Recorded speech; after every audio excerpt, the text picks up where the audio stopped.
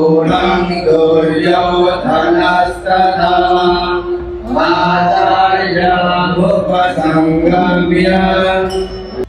করছে গীতা পাঠ, কেউ দিচ্ছে কোরআন পাঠের হুমকি,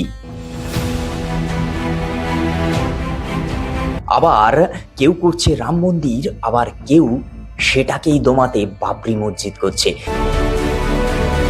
এই কম্পিটিশনের বাজারে এখন এসে পৌঁছেছে কলকাতায় মেসি। निगाहें हमारे अब हैं लियो मेसी के ऊपर।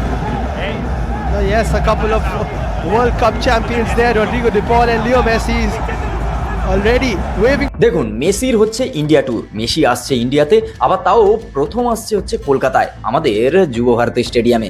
এবার ঘটনাটা হচ্ছে এখানকার মানুষ ভালোবেসে তার জন্য একটা বড় স্ট্যাচু বানিয়েছে, মানে প্রায় 70 ফুটের স্ট্যাচু, ঠিক আছে।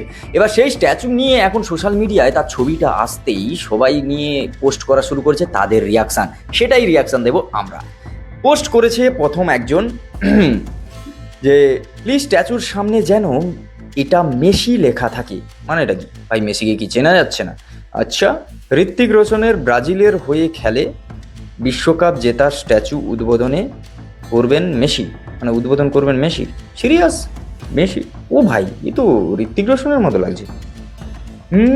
অনেকটা ঋত্বিক রোশনের মতো লাগছে। সিরিয়াস? এবার দেখা যাক পরের রিয়াকশন, পরের জন কি পোস্ট করেছে। হ্যাঁ, এই ব্যাপারে ঋত্বিক চক্রবর্তী কি বলছে? এই ব্যাপারে হচ্ছে ঋত্বিক চক্রবর্তী বলছে ওটা ঋত্বিক রোশনের সচ্চক্ষে দেখলে খুব খুশি হবেন। সিরিয়াস? ঋত্বিক রোশন সচ্চক্ষে দেখলে খুশি হবে? প্রতিক্রিয়া অভিনেতার ঋত্বিকের। ঠিক আছে, চলো, ওটা মেসি না, ঋত্বিক রোশন। 70 ফুটের মূর্তি দেখে খোঁচা অভিনেতার ঋত্বিকের। ওহ ভাই, না সিরিয়াস, দেখতে গেলে ফার্স্ট লুক যখন হচ্ছে প্রথম তুমি দেখবে মূর্তিটা, অনেকটা কিন্তু ঋত্বিক রোশনের মতো দেখতে। সিরিয়াস? সিরিয়াস? তোমার কি মতামত কমেন্ট করে অবশ্যই জানাও। আর হ্যাঁ, শেয়ার করো, প্রচুর প্রচুর শেয়ার করো, যেন এটা ঋত্বিক রোশনের বাড়ি পর্যন্ত পৌঁছে যায়। হ্যাঁ, তাহলে বোঝা যাবে যে এর প্রতিক্রিয়ায় ঋত্বিক রোশন কি বলছে। এখন সোশ্যাল মিডিয়ার যুগ, ভালো খারাপ সবকিছু কিন্তু মিলেমিশেই থাকবে। আর হ্যাঁ, লোক যদি একটু খুঁত পায় সেটা নিয়ে ভিউজ কামাতে চলে আসবে, ঠিক আছে। মানে আমি যেরকম এসেছি, মানে ওরকম।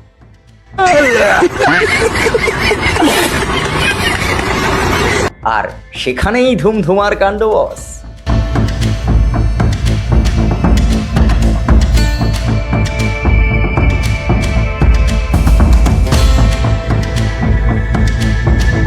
আগের দিনের রাত থেকে ফ্যানেদের উচ্ছ্বাস, সেটা এয়ারপোর্টের সামনে হোক বা স্টেডিয়ামের বাইরে, কেউ রাতে ঘুমোয়নি। সারা রাত ধরে সবাই শুধু কলকাতায় এসেছে এক ঝলক মেসিকে দেখার জন্যে, কেউ আবার শাহরুখ খানকে দেখার জন্যে। শাহরুখ খান মেসি দুজনই আসছে, ভোর রাতে কলকাতায় সবাই চলে এসছে, এবার দুজনকে দেখার জন্যে সব মরিয়া হয়ে উঠেছে, কারণ সবাই পয়সা দিয়ে টিকিট কেটেছে।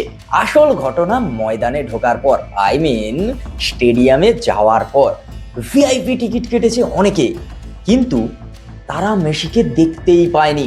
আপনারা মেসিকে দেখতে পেলেন? পেলাম না দাদা, পেলাম না। এই তো স্ক্যাম, পুরো মিডিয়া, বাজে ম্যানেজমেন্ট, সিকিউরিটি, পলিটিশিয়ান সবাই সামনে দাঁড়িয়েছে। তাদের দেখবো কেন?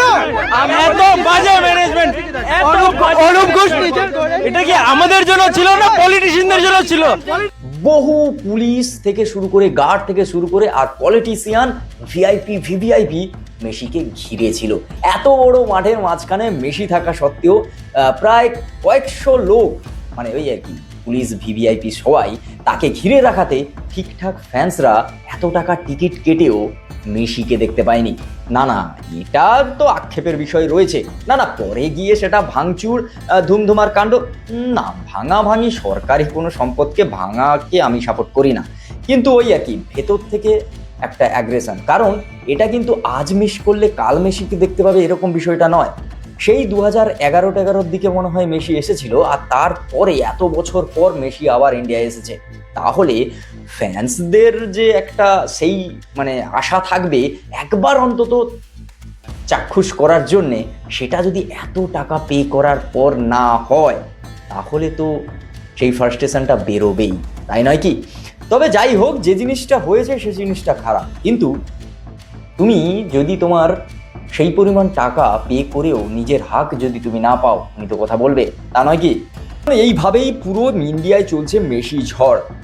মেসি হচ্ছে কলকাতায় 1.5 ঘন্টা মতো থাকবে, তারপর প্লেনে করে উড়ে যাবেন হায়দ্রাবাদে, সেখানে থাকবেন, সেলিব্রিটি ম্যাচ হবে, তারপর প্রধানমন্ত্রীর সঙ্গে দেখা করবেন, 2-1 জায়গায় যাওয়ার আছে, তারপর পাড়ি দেবেন নিজের দেশে।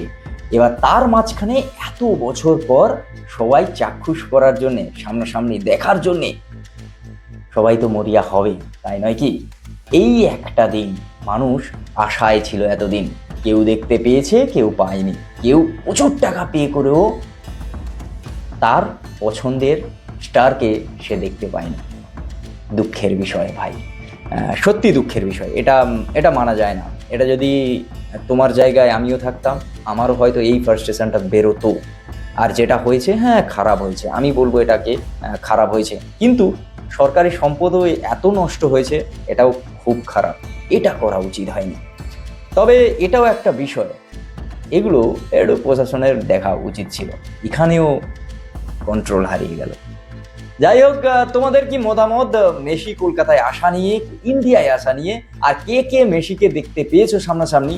অবশ্যই কমেন্ট করে জানাও। দেখা হচ্ছে খুব তাড়াতাড়ি নতুন একটা ভিডিও। ততক্ষণের জন্য like, comment, share and subscribe my YouTube channel. আর তোমার কোনো মতামত থাকলে অবশ্যই কমেন্ট বক্সে জানাও। আর হ্যাঁ, আমাদের ভিডিও কেমন লাগে সেটাও কিন্তু জানি, বন্ধুদের সঙ্গে শেয়ার করো। দেখা হচ্ছে পরের ভিডিও। টাটা।